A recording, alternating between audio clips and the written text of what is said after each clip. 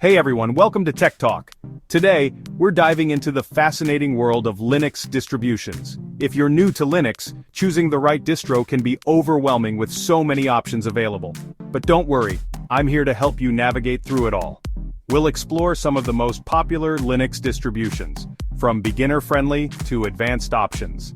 By the end of this video, you'll have a clearer idea of which Linux distro suits your needs best. Let's get started.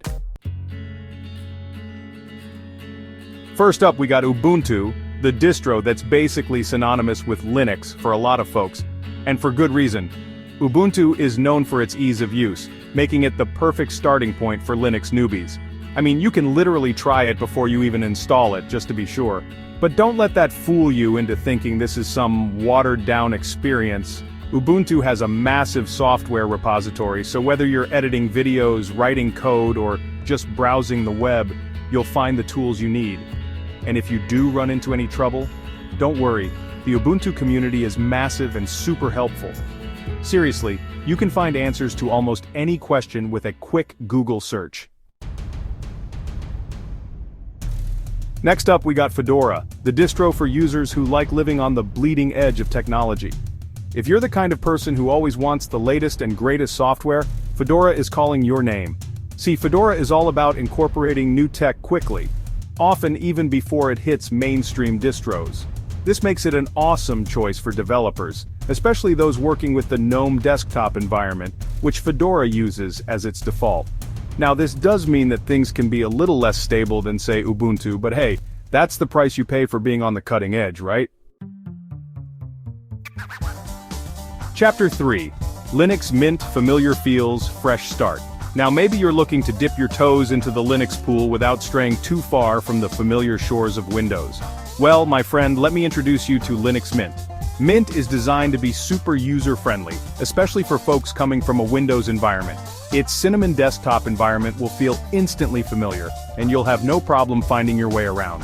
Plus, Mint comes bundled with a bunch of essential software out of the box, so you can jump right into doing what you need to do, whether it's browsing the web, checking email, or getting some work done.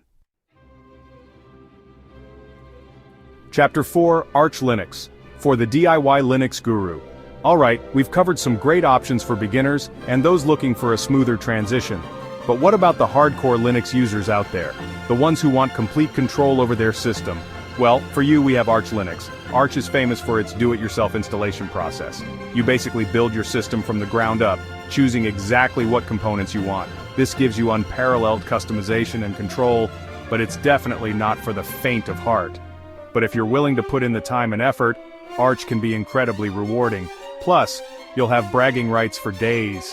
You know, the kind that makes you say "I told you so" when someone asks you to fix their Wi-Fi.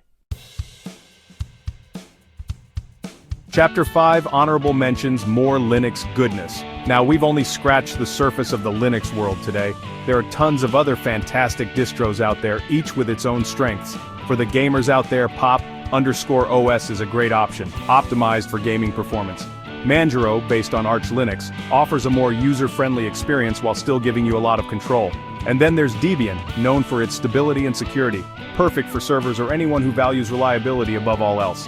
The point is, there's a Linux distro out there for everyone. Outro, find your Linux freedom. So there you have it, folks. A whirlwind tour of some of the most popular Linux distributions. Remember, the best distro for you ultimately depends on your individual needs and preferences. Don't be afraid to experiment and try out a few different ones. You can even dual boot them alongside your current operating system to dip your toes in without taking the full plunge. Thanks for watching, and be sure to let me know in the comments which Linux distro you're going to try first.